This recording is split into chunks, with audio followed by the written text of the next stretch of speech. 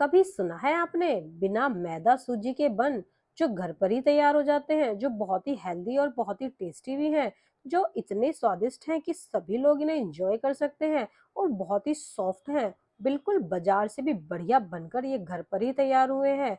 इन्हें gluten free लोग भी इंजॉय कर सकते हैं क्योंकि ये बन जो है ना किसी मैदा से बने हैं, ना किसी सूजी से बने हैं, ना ही किसी और आटे से बने हैं। और इसे बनाने के लिए मैंने बहुत ही इजी तरीका अपनाया है और बहुत ही स्पेशल चटनी मैंने आज इसके लिए बनाई है। देखिए कितने सॉफ्ट और कितने बढ़िया ये बन बनकर तैयार हुए हैं और बच्चों को स्कूल टिफिन में भी दे सकते हैं और घर पे भी इंजॉय कर सकते हैं। इन बन को बनाना बहुत ही आसान है, तो ये वाली जो रेसिपी है आज बर्गर की, वो मैंने बहुत ही जल्दी से तैयार की दी है। तो इसे बनाने के लिए मैंने यहाँ पर बारीक वाले जो चावल आते हैं ना, या टूटे हुए चावल होते हैं, उनका यूज किया है। तो यहाँ पर मैंने 1 कटोरी चावल लिए हैं। तो इन 1 कटोरी चावल को हम बड़े से बर्तन में ले लेंगे और इन्हें अच्छे से धुल लेंगे। कम से कम 3 या 4 बार इन्हें अच्छे से वॉश करना है, जब तक कि इनका जो व्हाइट वाला पानी होता है ना निकल ना जाए। तब ये अच्छे से धुल जाए तो आप इन्हें भिगो कर रखना है। भिगोने के लिए आप इसे ओवरनाइट भिगो के रखें। और जब इसमें मैं जो है आधा चम्मच जो है मेथी दाने का यूज करने वाली हूँ। तो जब मैं चावल में ही मेथी दाना जो है वो डाल दूंगी, तो आधा चम्मच मैंने यहाँ पे मेथी दाना डाल दिया है। आप इसे ढककर साइड में रख देंगे। और इसके साथ हम लेने वाले हैं मूंग की दाल। ये बिना छिलके वाली मूंग की दाल है। तो यहाँ मैंने आधी कटोरी मूंग की दाल ली है और इसको भी मैंने अच्छे से धुल लिया था, और धुलने के बाद इसको भी हम भिगो कर रख देंगे। ये जो बन है ना, केवल मैंने 2 ही चीजों जो से बनाकर तैयार किए हैं। यहाँ पर मैंने दाल ली है और चावल ली है। और इस जब ये अच्छे से भीग जाएगा तो हम इसका पानी जो है निकाल देंगे और इसे पीस लेंगे। पीसते वक्त हमें कुछ चीजें इसमें ऐड करनी है जो इसको बहुत ही फ्लफी और बहुत ही टेस्ट भी बना देंगी बन की तरह। तो अब हम इन दोनों चीजों को एक साथ ही पीस लेंगे, अलग अलग हमें नहीं पीसना है। क्योंकि हमने इनको अलग अलग भिगोया था, इसका मतलब ये नहीं है कि हम इन्हें अलग अलग पीसेंगे। अब हम इन्हें एक साथ पीस लेंगे। तो पीसते वक्त हम इसमें कुछ पोहा भी डालेंगे। पोहा हमें ज्यादा नहीं डालना है, सिर्फ आधी कटोरी पोहे को अच्छे से धुलने के बाद हम इसमें डाल देंगे। पोहा डालने से ना ये थोड़े से फ्लफी हो जाते हैं। ये बिल्कुल ऑप्शनल है, आप डाल भी सकते हैं, नहीं तो मैंने यहाँ पे थोड़ा सा पोहा भी ऐड कर दिया था, जिससे मेरा जो बैटर है वो बहुत ही फ्लफी हो गया था। कितना बढ़िया बनकर ये तैयार हुआ है। तो अब हम इसे एक बड़े से बर्तन में निकाल लेंगे। आप चाहे तो फ्रेंड इसे फर्मेंट भी कर सकते हैं, तो मैंने यहाँ पर फर्मेंट नहीं किया था, मैंने इसको डायरेक्ट बनाया है। आप इसे फर्मेंट करने के लिए यहाँ पर मैं यहाँ पे इनो सोडा या जो बेकिंग पाउडर आता है उसका भी यूज कर लेते हैं। लेकिन यहाँ पर मैं बेकिंग से फर्मेंट करने के लिए ना तो बेकिंग सोडा यूज कर रही हूँ, ना ही यहाँ पे जो खाने वाला मीठा सोडा होता है उसे यूज कर रही हूँ। यहाँ मैंने यूज किया है इनो। तो यहाँ पर सबसे पहले मैंने थोड़ा सा नमक डाला है। नमक हमें थोड़ा सा ही डालना है। इसे अच्छे से मिक्स करने के बाद मैं यहाँ पर 1 पैकेट इनो डाल दूंगी। इनो यहाँ पर क्योंकि मैं सारे बैटर का यूज कर रही हूँ, तो इसीलिए यहाँ पर 1 पैकेट मैं डाल रही हूँ। अगर आप थोड़ा क्वांटिटी में यूज कर रहे हैं तो उसी के अकॉर्डिंग ही इसमें इनो डालिएगा।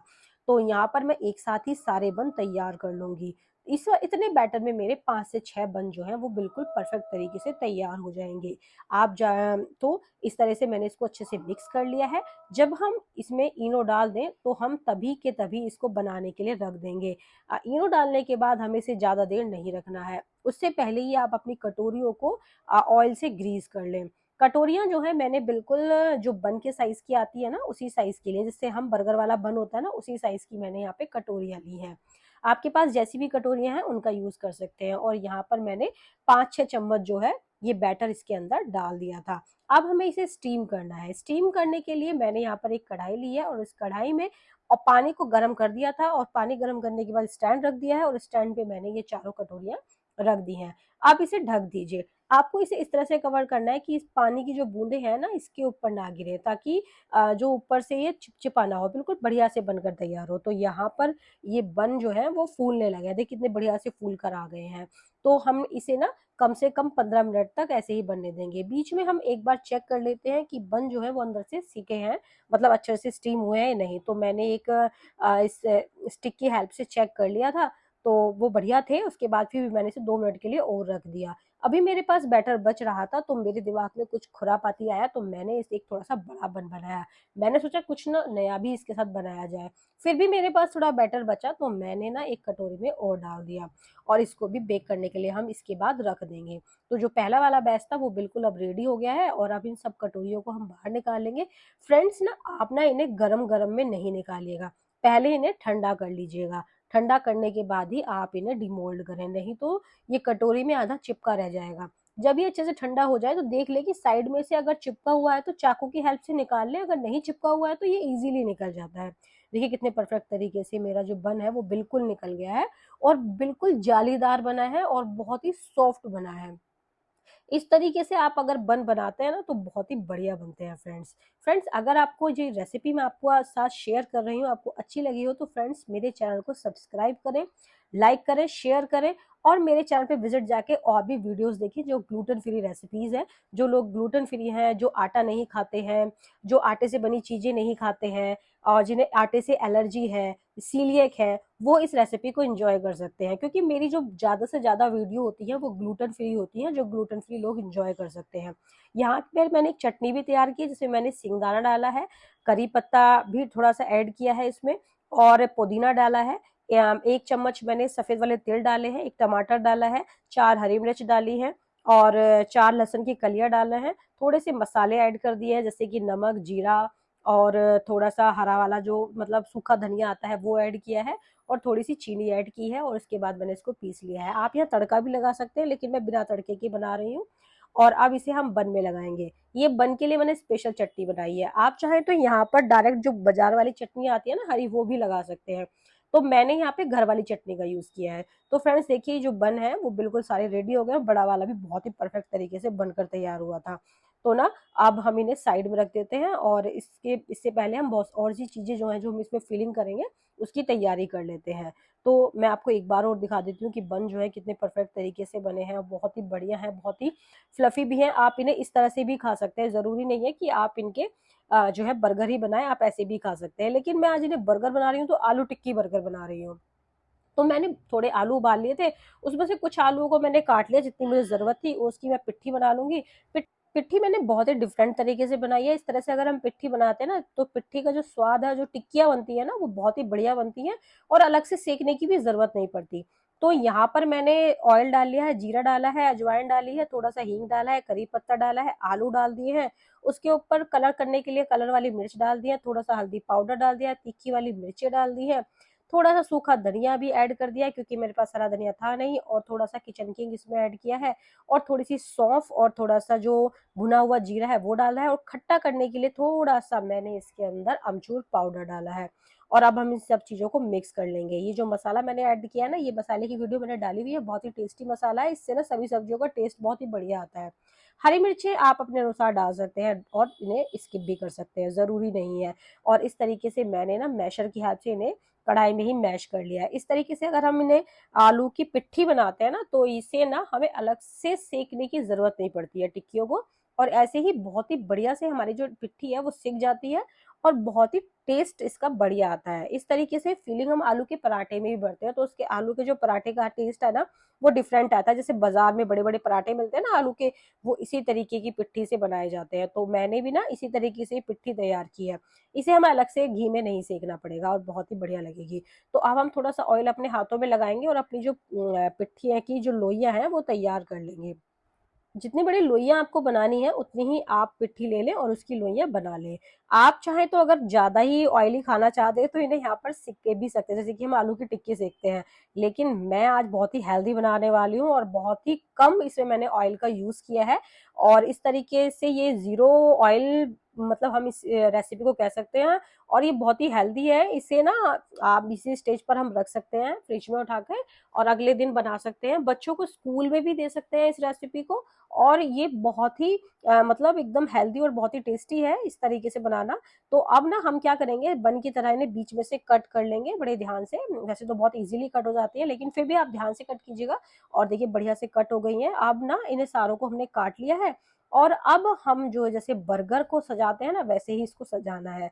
आप इसकी फीलिंग ना किसी और चीज से भी कर सकते हैं, लेकिन मैं आलू टिक्की बर्गर बना रही हूँ तो मैंने ना आज आलू की ही पिट्ठी बनाई है। और जो बड़ा वाला बन था ना वो भी मैंने इसी तरीके से कट कर लिया है। तो पहले हम छोटे बन से बर्गर बनाते हैं, बड़े बन को हम रखते हैं साइड में। तो छोटे बन को हमने साइड में किया है, एक बर्गर हमने लिया है और उस पे हम डालेंगे थोड़े से स्पाइसेस, जैसे कि हमने यहाँ डाला है सॉस। सॉस जो है यहाँ पर आप जो रेड चिली सॉस होती है उसका भी यूज कर सकते हैं, सिंपल सॉस का भी यूज कर सकते हैं। और दूसरी तरफ लगाई है मैंने हरी चटनी जो बनाई है, और यहाँ पर आप इसमें ग्रीन वाली जो चिली सॉस आती है उसे भी ऐड कर सकते हैं, ग्रीन चिली सॉस को भी, तो उससे और भी टेस्ट बढ़िया आएगा। लेकिन मैंने दूसरे बर्गर पर उनका यूज किया है क्योंकि सबको अलग अलग टेस्ट पसंद है, बर्गर के अलग अलग चटनी पसंद है, तो उसी तरीके से मैंने हर बर्गर को उसी के टेस्ट के अनुसार बनाया है। देखिए बाजार जैसा ही बर्गर लग रहा है, पता ही नहीं चल रहा कि ये जो बन है हमने दाल चावल से बनाया है। बहुत ही टेस्टी और बहुत ही हेल्दी बर्गर बनकर तैयार हुआ है, और ग्लूटेन फ्री लोगों के लिए तो ना बहुत ही बढ़िया है ये, क्योंकि वो बेचारे बाहर की चीजें या बाहर की गेहूं से बनी चीजें, मैदा से बनी चीजें या इन चीजों को इंजॉय नहीं कर पाते। लेकिन इस तरीके से बन बनाकर हम घर पे ही जो है अपने बर्गर एंजॉय कर सकते हैं, और इतने सॉफ्ट बनते हैं ना, हर कोई खा सकता है इनको। और अब ना हम इनको सेक लेंगे, तो सेकने के लिए ना मैंने यहाँ पे देसी घी का यूज किया है। आप यहाँ पे ना जो बटर आता है बटर का भी यूज कर सकते हैं, लेकिन मैं देसी घी में सेक रही हूँ। अच्छे से मैंने पैन को ग्रीस कर लिया था। आप ज्यादा ऑयल में भी सेक सकते हैं, लेकिन मैंने थोड़े से ही ऑयल में इनको बढ़िया सा क्रिस्पी सेक लिया था, बहुत ही क्रिस्पी बने थे ऊपर से। और अगर आप चाहें तो जैसे मैंने छोड़े हैं उस तरीके से भी खा सकते हैं, और इस तरीके से सेक कर भी खा सकते हैं, ये आपके ऊपर डिपेंड है। क्योंकि बच्चों को थोड़े से क्रिस्पी भी पसंद है, तो मैंने इनको ऐसे सेक लिया था बर्गर की तरह, और बहुत ही बढ़िया लग रहे थे फ्रेंड्स। आगे मैं इसकी रेसिपी ना और चीज़ों के साथ भी शेयर करने वाली हूँ आपके साथ, और मुझे बताना फ्रेंड्स आपको जो रेसिपी है कैसी लगी है, और कितने कहाँ कहाँ से आप इस रेसिपी को देख रहे हैं, वो भी मुझे लिख के बताइएगा कि आप कहाँ कहाँ से इस रेसिपी को देख रहे हैं, कि मेरी रेसिपी जो है कहाँ कहाँ तक लोगों तक पहुंची है। तो प्लीज़ मुझे ये बात भी ज़रूर बताइएगा कि आप कौन से शहर से या कौन सी कंट्री से आप इस रेसिपी को देख रहे हैं। तो मैंने ना यहाँ पे बीच में और भी देसी घी डाला था, बच्चों को ना देसी घी बड़ा अच्छा लगता है, उनको ना खुशबू बहुत अच्छी लगती है। तो मैंने ज्यादा सा और घी डालकर बच्चों के लिए बहुत ही क्रिस्पी बनाए थे। हम लोगों ने तो वैसे ही खाए थे, लेकिन बच्चों के लिए मैंने खूब सारा देसी घी डालकर एकदम क्रिस्पी क्रिस्पी ये बर्गर जो है बना दिए थे। अब जो बड़ा वाला था उसको भी मैंने बच्चों के लिए बनाया, और इसे ना हम टिफिन में भी दे सकते हैं। तो मैंने टिफिन के लिए ही बनाया है कि एक में से ही एक पूरे बच्चे को एक ही बार में हम दे सकते हैं। बड़ा वाला बन बनाइए और उसी को हम पीसेज में कट करके बच्चों को दे देंगे। तो जो घी था वो चारों तरफ इस पे आ नहीं रहा था, तो मैंने गोल गोल घुमा के इसको अच्छे से सेक लिया, और बहुत ही बढ़िया सेक रहा था, कलर भी बहुत बढ़िया आया था। तो मेरे सारे जो बन है वो तैयार हो गए थे, और अब जो है हम इन्हें सर्व करेंगे। सर्व करने के लिए आप कोई भी चटनी यूज कर सकते हैं, जो मैंने बनाई है वो भी, सॉस भी, या जो भी आपको पसंद है वो वाली चटनी आप इसमें इसके साथ एंजॉय कर सकते हैं। तो अब मैंने बड़ा वाला बन लिया है, उसको 4 पीसेज में कट कर लिया है, और अंदर से बिल्कुल सॉफ्ट, एकदम बढ़िया, एकदम फ्लफी, इस तरीके से जो बर्गर की रेसिपी बना रहे हैं तो बहुत ही बढ़िया बनी है। और इस तरीके से हमने ये हाफ पीसेस सैंडविच की तरह बना लिया, जैसे हम सैंडविच को कट करते हैं, तो ये सैंडविच की तरह हमारा बर्गर बन गया है, और बहुत ही टेस्टी है और बहुत ही हेल्दी है। फ्रेंड्स जरूर इंजॉय कीजिएगा, बहुत ही बढ़िया रेसिपी है ये। एक बार अगर आप बनाते हैं खाते हैं तो बार बार इस रेसिपी को बनाकर खाने की आप कोशिश करेंगे। और ये बेटर ऐसा है कि आप इसे बनाकर घर पर रख सकते हैं, जब भी मन करे आप बना सकते हैं, खा सकते हैं। इन बन को भी बनाकर रख सकते हैं 2 से 3 दिन के लिए, जब मन करे जब बनाए और खाए, खा सकते हैं।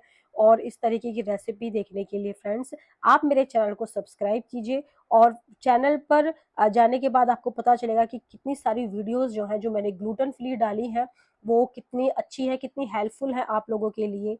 और थैंक यू फ्रेंड्स।